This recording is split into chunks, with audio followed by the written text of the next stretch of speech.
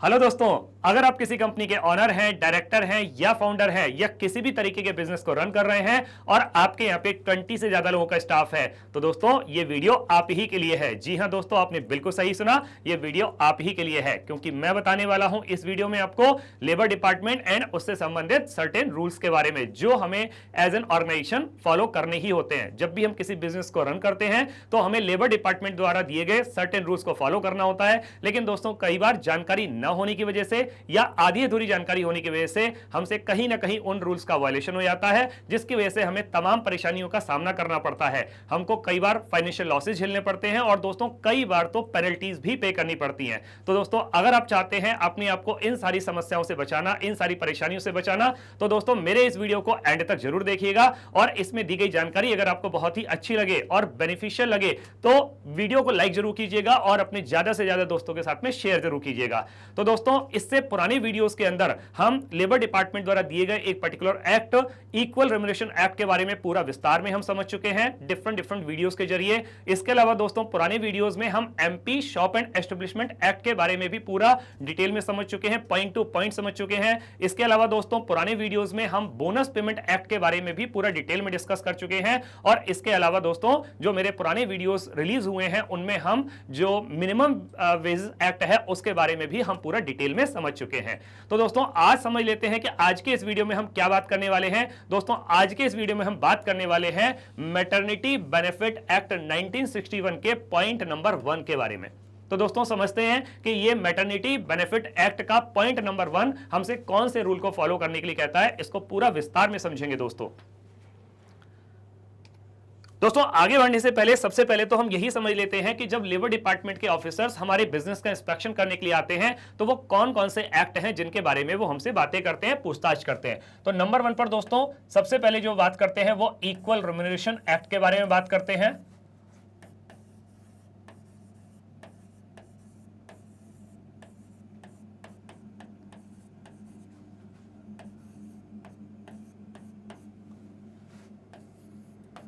Number 2 पर दोस्तों जब लेबर डिपार्टमेंट के ऑफिसर्स आपके ऑफिस का इंस्पेक्शन करने के लिए आते हैं तो वो आपसे MP shop and establishment act के बारे में पूछताछ करते हैं।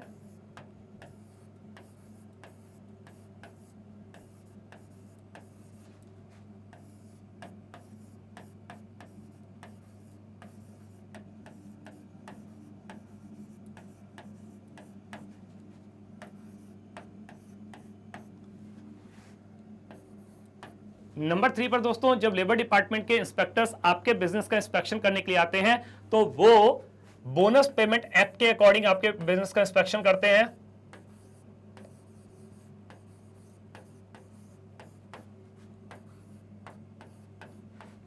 नंबर 4 पर दोस्तों जब लेबर डिपार्टमेंट के ऑफिसर्स इंस्पेक्शन करने के लिए आते हैं तो वो मिनिमम वेजेस एक्ट के अकॉर्डिंग आपके बिजनेस का इंस्पेक्शन करते हैं।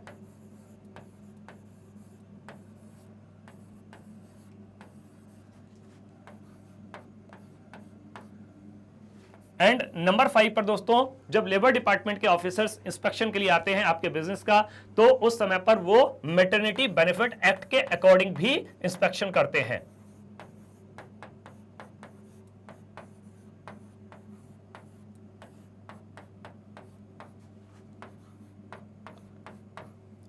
एंड लास्ट नंबर 6 पर दोस्तों जिस एक्ट के अकॉर्डिंग लेबर डिपार्टमेंट के अधिकारी आपके बिजनेस का इंस्पेक्शन करते हैं वो एक्ट है चाइल्ड एंड एडोलेसेंट।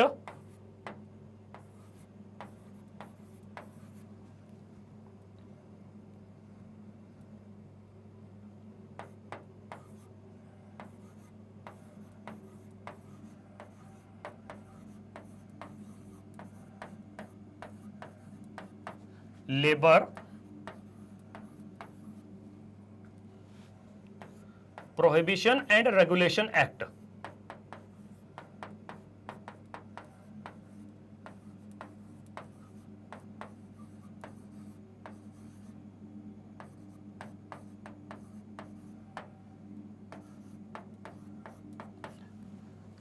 दोस्तों पुराने वीडियोस के अंदर हम इक्वल रेम्युनरेशन एक्ट के बारे में पूरा डिटेल में समझ चुके हैं, पॉइंट टू पॉइंट समझ चुके हैं। इसका हमने दोस्तों जो डिस्कशन किया है 4 डिफरेंट वीडियोस के जरिए किया है। इसके अलावा दोस्तों पुराने वीडियोस में हम MP shop and establishment act के बारे में भी पूरा विस्तार से समझ चुके हैं। इसके दोस्तों मैंने आप लोगों के बेनिफिट के लिए 18 डिफरेंट वीडियोस बनाए हैं। तो दोस्तों आपके मन में यहाँ पे एक छोटा सा क्वेश्चन आ रहा होगा कि मैं यहाँ पे एमपी मध्य प्रदेश की बात क्यों कर रहा हूँ। क्योंकि दोस्तों ये वीडियो मैं मध्य प्रदेश स्टेट से बना रहा हूँ, इसीलिए मैंने यहाँ पे इसको Madhya Pradesh shop and establishment act लिखा हुआ है। हो सकता है दोस्तों कि आप किसी अदर स्टेट से बिलोंग करते हैं, तो जिस स्टेट से आप बिलोंग करते हैं ये एक्ट उस स्टेट के अकॉर्डिंग ही हो जाएगा। जैसे कि दोस्तों हो सकता है कि आप दिल्ली से बिलोंग करते हैं तो ये Delhi shop and establishment act हो जाएगा। हो सकता है दोस्तों कि आप यूपी से बिलोंग करते हैं तो ये Uttar Pradesh shop and establishment act हो जाएगा। इसके अलावा दोस्तों पुराने वीडियोस में हम बोनस पेमेंट एक्ट के बारे में भी पूरा डिटेल में समझ चुके हैं। इसके भी दोस्तों मैंने आप लोगों के बेनिफिट के लिए 6 डिफरेंट वीडियोस बनाए हैं और मिनिमम वेजेस एक्ट को भी हम पूरा डिटेल में समझ चुके हैं। इसके भी दोस्तों मैंने आप लोगों के बेनिफिट के लिए 15 डिफरेंट वीडियोस बनाए हैं पॉइंट टू पॉइंट, जिससे कि किसी भी पॉइंट को समझने में आपको किसी भी तरीके की समस्या का सामना ना करना पड़े। तो दोस्तों अगर आपने मेरे ये पुराने वीडियोस देखे हैं तो बहुत अच्छी बात है, क्योंकि अगर आपने वीडियोस नहीं देखे हैं तो आप एक बहुत ही इंपॉर्टेंट जानकारी को मिस कर रहे हैं। तो दोस्तों जल्दी से जाइए और इन वीडियोस को देखिए, और इनमें दी गई अगर जानकारी आपको बहुत ही अच्छी लगे और इसमें दी गई जानकारी अगर आपको बेनिफिशियल लगे तो आप इस वीडियो को लाइक जरूर कीजिएगा और अपने दोस्तों के साथ में शेयर जरूर कीजिएगा। अब जो हम बात करने वाले हैं दोस्तों, हम मैटरनिटी बेनिफिट एक्ट के बारे में बात करने वाले हैं। तो मैटरनिटी बेनिफिट एक्ट के भी जितने भी पॉइंट हैं, इन सारे के सारे पॉइंट के लिए मैं डिफरेंट वीडियोस के जरिए आपको पॉइंट टू पॉइंट एक एक चीज विस्तार से समझाऊंगा। और इसके अलावा दोस्तों जब मेरे फ्यूचर वीडियोस आएंगे तो हम child and adolescent labour act के संबंध में भी पूरा पॉइंट टू पॉइंट समझेंगे कि इस एक्ट के अकॉर्डिंग कौन से ऐसी चीजें हैं जिनके ऊपर हमारे को प्रतिबंध रखना है, या कौन सी चीजें हैं कि जो एक अगर एडोलेसेंट कोई वर्कर हमारे यहाँ पे काम कर रहा है तो उसके साथ में क्या करना है, क्या नहीं करना है, के पेमेंट के क्या कंडीशंस हैं या उसके वर्किंग कंडीशंस क्या हैं। तो पूरा हम इसको भी डिटेल में समझेंगे। दोस्तों जब कभी भी लेबर डिपार्टमेंट के अधिकारी इंस्पेक्शन के लिए आते हैं तो वो इस तरीके का एक फॉर्म आपको देकर के जाते हैं। तो पूरे के पूरे रिकॉर्ड चेक करने के बाद में, पूरा डिटेल इंस्पेक्शन करने के बाद में, हर एक चीज को बहुत अच्छी से जानकारी लेने के बाद में वो इस फॉर्म को पूरा कंप्लीटली फिल करते हैं। तो आगे बढ़ने से पहले दोस्तों सबसे पहले तो हम यही समझ लेते हैं कि आखिर इस फॉर्म के अंदर ऐसी कौन सी जानकारी दी गई है। तो पूरा फॉर्म हम डिटेल में समझते हैं। देखिए दोस्तों आप देख पा रहे होंगे सबसे पहले यहां पर लिखा हुआ निरीक्षक का नाम, यानी कि सबसे पहले तो वो इंस्पेक्टर साहब का नाम ही आएगा जो इंस्पेक्शन कर रहे हैं। उसके अलावा जिस डेट में इंस्पेक्शन किया जा रहा है वो डेट भी यहां पर लिखी जाएगी, और जिस समय पर, जिस टाइम पर इंस्पेक्शन किया जा रहा है वो टाइम भी दोस्तों यहां पर लिखा जाएगा। इसके अलावा दोस्तों यहां पे लिखा हुआ है प्लेस, तो जिस प्लेस पर इंस्पेक्शन किया जा रहा है वो भी यहां पर लिखा जाएगा। जैसे कि दोस्तों ये वीडियो मैं भोपाल शहर से बना रहा हूं, तो अगर इंस्पेक्शन भोपाल शहर के अंदर किया जा रहा है तो लेबर डिपार्टमेंट के अधिकारी यहां पर भोपाल लिख करके जाएंगे। इसके अलावा दोस्तों जैसे मैंने अभी आपको बताया कि जब लेबर डिपार्टमेंट के अधिकारी आते हैं तो वो 6 डिफरेंट एक्ट से संबंधित आपसे पूरी की पूरी छानबीन करते हैं, पूरी इंक्वायरी करते हैं, पूरा इंस्पेक्शन करते हैं आपके ऑफिस का, आपके बिजनेस का। तो हर एक एक्ट के लिए वो अलग अलग फॉर्म को यूज करते हैं। तो दोस्तों आप देख पा रहे हैं कि यहां पे लिखा हुआ है मातृत्व हित लाभ अधिनियम 1961, यानी कि हम बात कर रहे हैं मैटरनिटी बेनिफिट एक्ट 1961 की। तो यहां पे जितनी भी डिटेल्स हैं, जितने भी पॉइंट्स दिए गए हैं वो दोस्तों केवल और केवल एक ही एक्ट से रिलेटेड हैं, और वो है मैटरनिटी बेनिफिट एक्ट। तो इसको यहां पे हम समझते हैं कि ये मैटरनिटी बेनिफिट एक्ट के फॉर्म में कौन कौन से पॉइंट हैं। तो दोस्तों इसके बाद में आप देख पा रहे हैं कि यहां पे लिखा हुआ है कि संस्थान का नाम, यानी कि जिस नाम से आप अपने बिजनेस को रन कर रहे हैं, जिस नाम से आप अपने ऑफिस को चला रहे हैं, शॉप को चला रहे हैं, उसका नाम और उसका एड्रेस यहां पर लिखा जाएगा। आपकी कंपनी की ईमेल आईडी भी यहां पर लिखी जाएगी, और साथ में आपके कंपनी का जो मोबाइल नंबर होगा वो भी यहां पर लिखा जाएगा। इसके अलावा दोस्तों जैसा कि हमें बहुत अच्छे तरीके से मालूम है कि जब भी कभी हम किसी बिजनेस को स्टार्ट करते हैं तो हमें इसको रजिस्ट्रेशन कराना होता है, हमें एक रजिस्ट्रेशन नंबर मिलता है, तो वो रजिस्ट्रेशन नंबर भी यहां पर नोट किया जाएगा, उसको भी लिखा जाएगा। और साथ में दोस्तों हम किस तरीके के बिजनेस को रन कर रहे हैं तो वो नेचर ऑफ बिजनेस भी यहां पर लिखी जाएगी। जैसे कि हो सकता है कि हम किसी शॉप को रन कर रहे हैं, हम किसी होटल को रन कर रहे हैं, किसी रेस्टोरेंट को रन कर रहे हैं, हो सकता है कोई अम्यूजमेंट पार्क हो, कोई थिएटर हो, कोई सर्कस हो या कोई फैक्ट्री हो। तो जिस भी तरीके के बिजनेस को हम रन कर रहे हैं तो वो डिटेल यहां पर लेबर डिपार्टमेंट के अधिकारी यहां पर लिख देंगे। एग्जाम्पल के लिए ले लेते हैं कि आप किसी फैक्ट्री को रन कर रहे हैं तो यहां पे वो फैक्ट्री लिख करके जाएंगे। इसके बाद में दोस्तों आपके कंपनी के जो ऑनर हैं उनका नाम और उनका एड्रेस यहां पर लिखा जाएगा। आपकी कंपनी के अंदर टोटल मिलाकर के कितने वर्कर्स काम कर रहे हैं, उन वर्कर्स की डिटेल अलग अलग, मेल वर्कर्स कितने हैं, फीमेल वर्कर्स कितने हैं, वो भी यहां पर लिखा जाएगा। जैसा कि यहां पर लिखा हुआ है कि पुरुष और महिलाओं की संख्या। एग्जांपल के लिए हम ले लेते हैं कि सपोज आपकी कंपनी के अंदर टोटल 40 मेल वर्कर्स काम कर रहे हैं और 30 फीमेल वर्कर्स काम कर रही हैं, तो टोटल नंबर ये हो जाता है 70 का। अब यहां पे दोस्तों नॉर्मली तो ऐसा ही होता है कि जब लेबर डिपार्टमेंट के अधिकारी इंस्पेक्शन के लिए आते हैं तो वो ऑनर की प्रेजेंस में इंस्पेक्शन किया जाता है। लेकिन कभी कभी दोस्तों ऐसा हो सकता है कि जिस समय पर लेबर डिपार्टमेंट के अधिकारी इंस्पेक्शन के लिए आए तो ऑनर अवेलेबल ही ना हो। तो क्या लगता है दोस्तों कि क्या वो जो अधिकारी आए हैं वो अपना काम नहीं करेंगे, वो वापस चले जाएंगे? जी नहीं दोस्तों, ऐसा नहीं होगा। वो अपना काम करने के लिए आए हैं, वो तो इंस्पेक्शन करेंगे ही करेंगे। हाँ, ये अलग बात है कि अब वो इंस्पेक्शन ऑनर की एब्सेंस में किया जाएगा। तो जब ऑनर की एब्सेंस में किया जाएगा तो फिर किसकी प्रेजेंस में किया जाएगा? तो दोस्तों ये इंस्पेक्शन किया जाएगा किसी अदर इंपॉर्टेंट पर्सन की प्रेजेंस में, जो कि कंपनी के कोई एम्प्लॉई हो सकते हैं। तो जिस पर्टिकुलर पर्सन की प्रेजेंस में इंस्पेक्शन किया जाएगा उनका नाम भी यहां पर लिखा जाएगा और वो ऑर्गेनाइजेशन में आपकी कंपनी में किस पोस्ट पर है वो पोस्ट भी यहां पर लिखी जाएगी कि इनकी प्रेजेंस में ये इंस्पेक्शन किया गया।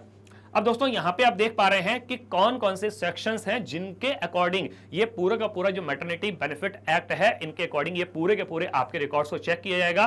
तो वो एक्ट है, वो सेक्शंस हैं, सेक्शन 4, 5, 8, 15, 19, 20, 22 एवं 28। ये सारे के सारे सेक्शंस हैं जिनके अकॉर्डिंग आपके जो रिकॉर्ड्स हैं उनको चेक किया जाएगा। अब दोस्तों आप यहां पे देख पा रहे हैं कि पॉइंट नंबर 1, 2, 3, 4, 5, 6, 7, तो बहुत सारे पॉइंट हैं दोस्तों। तो इन सारे के सारे पॉइंट को एक सिंगल वीडियो में कवर कर पाना और इन सारे के सारे पॉइंट की सारी जानकारी एक सिंगल वीडियो में दे पाना तो दोस्तों पॉसिबल नहीं है। तो इसीलिए दोस्तों आपके बेनिफिट के लिए मैंने इन सारे के सारे पॉइंट के भी अलग अलग वीडियोस बनाए हैं, या आगे भी बनाऊंगा मैं, जो अलग अलग पॉइंट के। तो आज के इस वीडियो में हम जो बात करेंगे, आज के इस वीडियो में हम पॉइंट नंबर 1 के बारे में ही विस्तार से बात करेंगे, पूरा विस्तार से समझेंगे कि ये पॉइंट नंबर 1 हमसे कौन से रूल को फॉलो करने के लिए कहता है। अब दोस्तों जैसे कि आप यहां पे देख पा रहे हैं कि यहां पे कुछ जगह दी गई है, तो ये सारे के सारे पॉइंट के अलग अलग इंस्पेक्शन करने के बाद में, रिकॉर्ड चेक करने के बाद में लेबर डिपार्टमेंट के अधिकारी यहां पे कहीं पे तो यस लिख देते हैं, कहीं पर वो नो लिख करके जाते हैं, कहीं पर यस लिखते हैं, कहीं पर नो लिखते हैं। तो दोस्तों आपको ऐसा क्या लगता है कि किस जगह पर वो यस लिखते होंगे और कहां पे नो लिखते होंगे? तो जाहिर सी बात है, बड़ी ऑब्वियस सी क्लियर सी बात है कि जिन रिकॉर्ड्स को चेक करने के बाद में लेबर डिपार्टमेंट के अधिकारियों को संतुष्टि होती होगी, सेटिस्फैक्शन होता होगा कि हाँ आपकी ऑर्गेनाइजेशन के द्वारा ये पर्टिकुलर पॉइंट से रिलेटेड जो रूल है उसको फॉलो किया जा रहा है, तो उस जगह पर तो वो यस लिखेंगे। लेकिन रिकॉर्ड चेक करने के बाद में अगर उन्हें ऐसा लगता है कि आपकी कंपनी के द्वारा या आपके एस्टेब्लिशमेंट के द्वारा ये पर्टिकुलर रूल का वायलेशन हो रहा है या उसको फॉलो नहीं किया जा रहा है, तो उस जगह पर वो नो लिख करके जाएंगे। आपके मन में दोस्तों आ रहा होगा कि यार हमारी कंपनी तो सारे के सारे रूल को फॉलो करती है, तो फिर वो नो क्यों ही लिख करके जाएंगे? जी नहीं दोस्तों, ऐसा नहीं होता है। कहीं ना कहीं कभी ना कभी हमसे जानकारी के अभाव की वजह से या प्रॉपर जानकारी ना होने की वजह से हमसे कहीं ना कहीं किसी रूल का वायलेशन हो ही जाता है। दोस्तों इसका मैं एक बहुत छोटा सा एग्जांपल आपको बताता हूं। जैसा कि हमें मालूम ही है या आपको मालूम ही है कि जब भी कभी हम किसी बिजनेस को स्टार्ट करते हैं तो हमें उसे रजिस्ट्रेशन कराना होता है। हमने लेबर डिपार्टमेंट में जाकर के हमने उसका रजिस्ट्रेशन कराया। लेबर डिपार्टमेंट ने हमको एक रजिस्ट्रेशन सर्टिफिकेट की कॉपी दे दी। वो रजिस्ट्रेशन सर्टिफिकेट की कॉपी हमने ला करके अपने ऑफिस में फाइल में लगा दी। तो क्या लगता है दोस्तों कि क्या आपने इससे रिलेटेड रूल फॉलो कर लिया कंप्लीटली? जी नहीं दोस्तों, क्योंकि यहां पे एडिशनली एक रूल और भी है और वो रूल ये कहता है कि आपको इस रजिस्ट्रेशन सर्टिफिकेट की एक कॉपी अपने बिजनेस प्रीमाइसेस के अंदर भी लगा करके रखनी है। वो बिजनेस प्रीमाइसेस के अंदर वो कोई वॉल हो सकती है, कोई पिलर हो सकता है या कोई नोटिस बोर्ड हो सकता है, यानी कि कोई भी ऐसा प्रोमिनेंट प्लेस, एक ऐसा विजिबल प्लेस कि जहां पर कोई भी जब आए जाए तो वो उस रजिस्ट्रेशन सर्टिफिकेट की कॉपी को देख पाए, आपके एम्प्लॉइज भी देख पाए या कोई आपके कोई विजिटर्स आ रहे हैं वो भी देख पाए या लेबर डिपार्टमेंट के अधिकारी आते हैं वो भी देख पाए। लेकिन दोस्तों चूंकि आपको इसके बारे में जानकारी नहीं थी तो आपने वो कॉपी लगा के नहीं रखी। लेबर डिपार्टमेंट के अधिकारी इंस्पेक्शन के लिए आए और जब इंस्पेक्शन के लिए आए उन्हें वो कॉपी वहां नहीं मिली, तो यहीं पर दोस्तों क्या हुआ, एक रूल का वायलेशन हो गया। इसीलिए कह रहा हूं दोस्तों कि आप मेरे बनाए हुए इस लेबर डिपार्टमेंट से संबंधित जितने भी रूल्स हैं, उनसे संबंधित जितने भी वीडियोस हैं, जरूर से जाके देखिएगा, क्योंकि हर एक पॉइंट के बारे में मैंने विस्तार से बताया, पूरा एक बारीक से बारीक जानकारी देने की कोशिश की है। और दोस्तों अगर वीडियो में दी गई जानकारी आपको पसंद आए तो दोस्तों वीडियो को लाइक जरूर कर दीजिएगा। तो दोस्तों यहां पे पूरे का पूरे ये कंप्लीट इंस्पेक्शन करने के बाद में यहां पे अगर किसी पर्टिकुलर पॉइंट पे लेबर डिपार्टमेंट के अधिकारियों को ऐसा लगता है कि कहीं किसी पॉइंट से रिलेटेड कोई वायलेशन हो रहा है तो उसके क्लैरिफिकेशन के लिए वो आपको सर्टेन टाइम देते हैं। वो 5 डेज का, 10 डेज का, 7 डेज का कुछ भी वो टाइम दे सकते हैं। तो इतने दिनों के अंदर लेबर डिपार्टमेंट के ऑफिस में जाकर के आपको प्रॉपर डॉक्यूमेंट्स के साथ में क्लैरिफिकेशन देना होता है। पूरा कंप्लीट फॉर्म फिल करने के बाद में जिन इंस्पेक्टर साहब ने इंस्पेक्शन किया उनके सिग्नेचर यहां पर किए जाएंगे, वो सिग्नेचर करेंगे। यहां पे आपके कंपनी की एक सील लगवाई जाएगी, मोहर लगवाई जाएगी और साथ में जिन पर्टिकुलर इंपॉर्टेंट पर्सन के प्रेजेंस में इंस्पेक्शन किया गया था उनके भी सिग्नेचर यहां पर लिए जाएंगे। तो दोस्तों ये कंप्लीट फॉर्म फिल करने के बाद में अब इसकी एक कॉपी आपको दे दी जाएगी, आपकी कंपनी को दे दी जाएगी और एक कॉपी इसकी लेबर डिपार्टमेंट के अधिकारी खुद अपने पास रखेंगे। तो आगे समझते हैं दोस्तों। दोस्तों आज जो हम बात करने वाले हैं, आज हम बात करने वाले हैं मैटरनिटी बेनिफिट एक्ट 1961 के पॉइंट नंबर 1 के बारे में। तो देखते हैं दोस्तों पॉइंट नंबर 1 हमसे मैटरनिटी से रिलेटेड कौन से रूल को फॉलो करने के लिए कहता है। तो यहां पे देखिए दोस्तों क्या लिखा हुआ है, अधिनियम की धारा 4। तो यहां पे दोस्तों सेक्शन लग रहा है 4 के अनुसार गर्भवती महिला यानी कि जो प्रेग्नेंट विमेन है को प्रसव से 6 सप्ताह पूर्व नियोजित, यानी कि इससे रिलेटेड एक रूल है 6 सप्ताह, मतलब ये लगभग आप मान के चल सकते हैं कि लगभग जो उसका डेट ऑफ डिलीवरी है उससे लगभग 1.5 महीने पहले की हम बात कर रहे हैं यहां पे, यानी कि उस समय पर सर्टेन रूल्स होते हैं। तो क्या लिखा हुआ है, employment of the pregnant women के एम्प्लॉयमेंट के बारे में रूल है 6 वीक्स प्रायर टू डिलीवरी, यानी कि जो उसकी एक्सपेक्टेड, क्योंकि वो जो उसकी एक्सपेक्टेड डेट ऑफ डिलीवरी है वो तो प्रेग्नेंट विमेन ही बताएगी, तो उसकी जो भी एक्सपेक्टेड डेट ऑफ डिलीवरी है उससे 1.5 महीना पहले या 6 सप्ताह पहले एज पर सेक्शन 4 सेक्शन 4 के अकॉर्डिंग यहां पे सर्टेन रूल है। और कौन से एक्ट के अकॉर्डिंग है, ये है मैटरनिटी बेनिफिट एक्ट के अकॉर्डिंग। तो समझते हैं दोस्तों कि इस एक्ट में क्या है, इसका एक्सप्लेनेशन क्या कहता है। देखिए दोस्तों section 4 of the maternity benefit act, यानी कि यहां पे सेक्शन 4 लग रहा है और किसका, मैटरनिटी बेनिफिट एक्ट का ऑफ 1961 प्रोहिबिट, ये आपको रोकता है, ये प्रोहिबिट करता है, किसी चीज के लिए प्रतिबंधित करता है सर्टेन टाइप ऑफ वर्क, यानी कि कुछ पर्टिकुलर टाइप के वर्क हैं जिनके लिए वो प्रतिबंधित करता है फॉर प्रेग्नेंट विमेन। अभी आगे उसका एक्सप्लेनेशन दिया है कि किस टाइप के वर्क वो हो सकते हैं जिसके लिए प्रोहिबिशन दिया गया, जिसको प्रतिबंधित किया गया है, including work.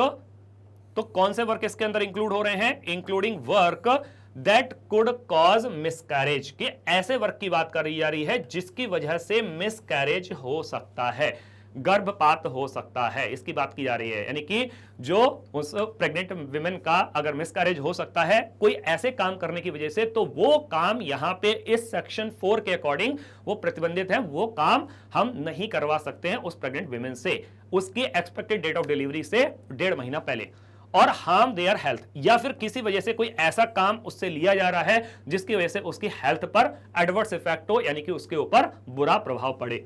So this include the 6 weeks. तो यहां पे इंक्लूड यानी कि कौन से टाइम पीरियड की बात करें, क्या इंक्लूड होता है, तो एक तो 6 वीक प्रायर एक्सपेक्टेड डिलीवरी, तो यहां पे क्या हो गया दोस्तों 6 weeks before expected delivery, and एक तो उसकी डिलीवरी से जो एक्सपेक्टेड डिलीवरी है उससे 1.5 महीने पहले तो है ही है, 6 वीक्स पहले तो है ही है, उसके अलावा उससे 1 महीने पहले और का भी जिक्र किया गया है, and the month before that, और उससे 1 महीने पहले, मतलब टोटल मिलाकर के लगभग दोस्तों यहां पे 2.5 महीने की बात की जा रही है कि जो उस प्रेग्नेंट विमेन की जो एक्सपेक्टेड डेट ऑफ डिलीवरी है उससे 2.5 महीने पहले उससे कोई ऐसा काम नहीं करवाया जा सकता जिसकी वजह से ऐसा हो कि उसका मिसकैरेज हो जाए, उसका गर्भपात हो जाए, या फिर उसकी हेल्थ के ऊपर कोई बुरा प्रभाव पड़े, या उसके जो अनबॉर्न बेबी है उसके हेल्थ के ऊपर कोई बुरा प्रभाव पड़े। ये सारे के सारे काम जो है इस सेक्शन 4 के अकॉर्डिंग और मैटरनिटी बेनिफिट एक्ट के अकॉर्डिंग ये प्रतिबंधित हैं। आगे समझते हैं दोस्तों। देखिए, so during the period of 1 month immediately preceding the period of 6 week, यानी कि कौन सी बात की जा रही है कि जो एक्सपेक्टेड डेट ऑफ डिलीवरी से 6 हफ्ते पहले और उससे जस्ट 1 महीना पहले, फिर से बता रहा हूं दोस्तों, टोटल मिलाकर के लगभग आपके 2.5 महीने की बात हो गई। Immediately preceding the period of the 6 weeks before the date of her expected delivery, तो उसकी जो एक्सपेक्टेड डेट ऑफ डिलीवरी है उससे 1.5 महीना पहले और उससे भी 1 महीना पहले।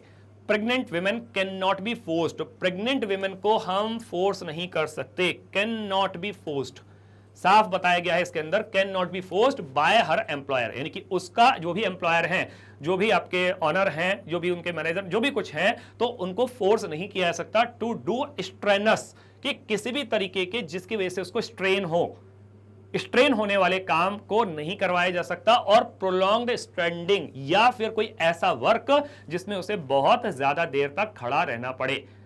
जैसे कि एग्जांपल के लिए लेते हैं, जैसे कोई टीचिंग वर्क हो सकता है, स्कूल में कोई टीचिंग वर्क है, तो टीचिंग वर्क में क्या होता है, कंटिन्यूअसली खड़े ही रहना पड़ता है। तो अगर ऐसा कोई वर्क है तो उसको उससे नहीं कराया जा सकता वह स्टैंडिंग वर्क, और एनी टास्क या फिर कोई और ऐसा task that might harm her pregnancy, की जो उसकी प्रेगनेंसी को हार्म कर सके, ऐसा कोई वर्क नहीं करवाया जा सकता 1.5 महीने और उससे भी 1 महीने पहले तक भी।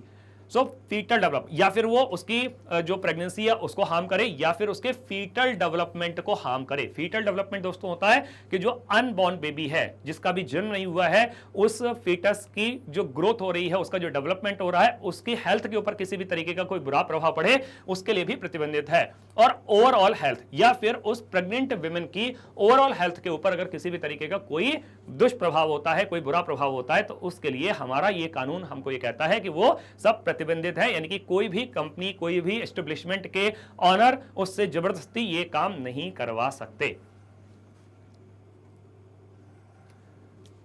Who is prohibited, sorry what is prohibited, तो क्या ऐसी चीज है जिसको प्रोहिबिट किया गया है? देखिए दोस्तों, work that could cause miscarriage, यानी कि ऐसे वर्क की बात की जा रही है जिसकी वजह से उसका मिसकैरेज हो सकता है, उसका गर्भपात हो सकता है, उसको प्रतिबंधित किया गया है। Work that could harm the health of the pregnant women, यानी कि ऐसे वर्क को प्रतिबंधित किया गया है कि जिसकी वजह से उसकी, उस प्रेग्नेंट वुमेन की हेल्थ के ऊपर बुरा प्रभाव पड़ सकता है। वर्क दैट इज डिफिकल्ट, तो ऐसे वर्क को भी प्रतिबंधित किया गया जो कि डिफिकल्ट है और involved long hours of standing, या फिर कोई ऐसा वर्क जिसकी वजह से आपको काफी ज्यादा लंबे टाइम तक खड़े रहना पड़े। अगर आपके लिए कोई सिटिंग वर्क है, आप किसी चेयर पर बैठे हुए कोई काम कर रहे हैं तो ठीक है, या जैसे मैंने अभी एग्जांपल के लिए बताया कि टीचिंग वर्क है, नॉर्मली टीचिंग वर्क स्कूल्स के अंदर क्या होता है, स्टैंडिंग ही होता है, या कॉलेजेस के अंदर स्टैंडिंग ही होता है। लेकिन अगर कोई प्रेग्नेंट वुमेन है और अगर वो बैठ करके अपनी टीचिंग वर्क कर रही है तो देन इट्स ओके, लेकिन अगर खड़े खड़े ही उनको काफी लंबे टाइम तक, मान लिया 2 घंटे, 3 घंटे, 4 घंटे तक करना पड़ रहा है, तो ये सब दोस्तों यहां पे क्या है, प्रोहिबिटेड है।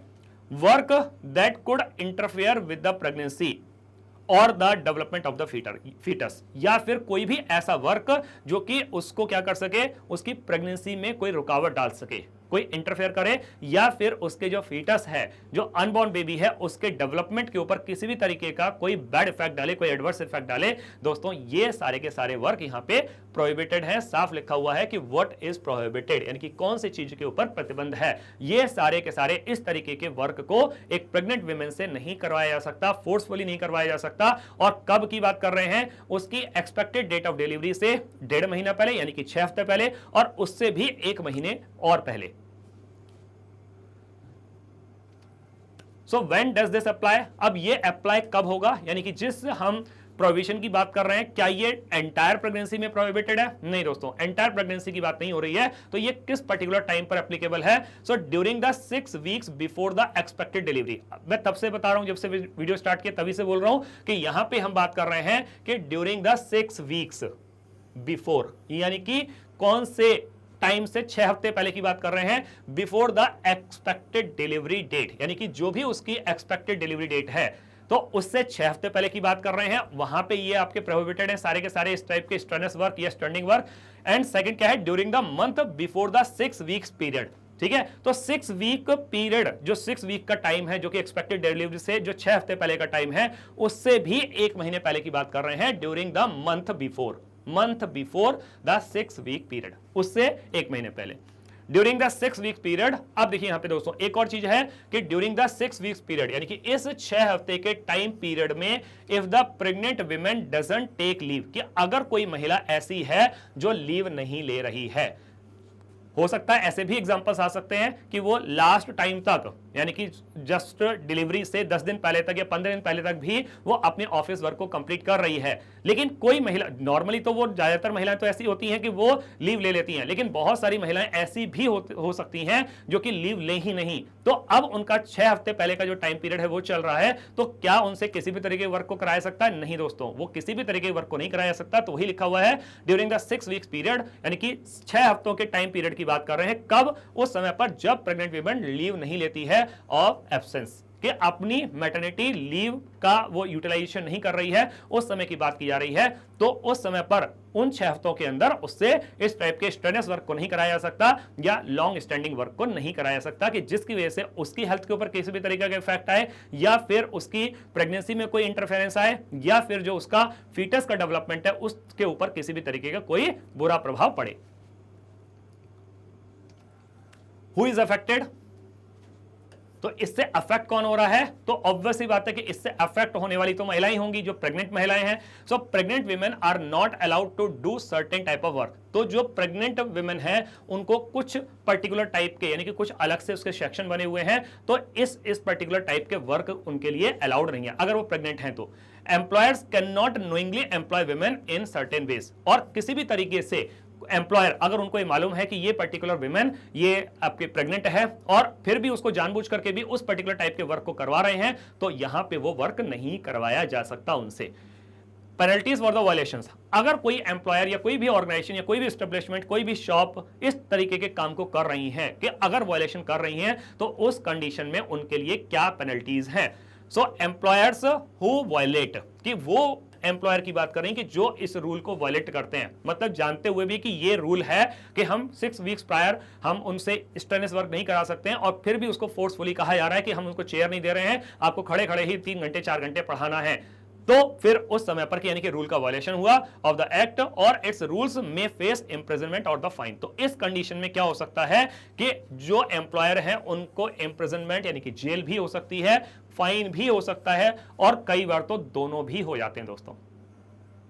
ठीक है, ये पेनल्टीज हैं वायलेशंस के लिए कि एम्प्लॉयर को इस चीज का बहुत खास ख्याल रखना चाहिए कि अगर कोई भी इस टाइप का काम हो रहा है तो इमीडिएटली उसको रोका जाए।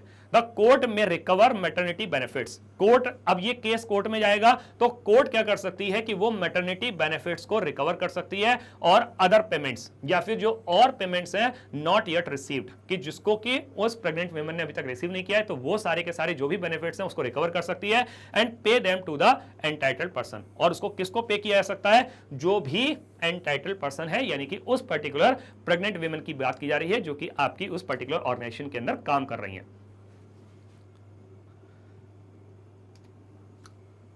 सो दोस्तों, ये जो वीडियो मैं आप लोगों के लिए लेकर के आया हूं, ये बेस्ट ऑफ माय नॉलेज है। पूरी रिसर्च करने के बारे में, पूरी की पूरी सारी छानबीन करने के बाद में जितनी भी जरूरी जानकारी है वो सारी की सारी जानकारी दोस्तों इस वीडियो के अंदर मैंने डाल दी है आप लोगों के बेनिफिट के लिए।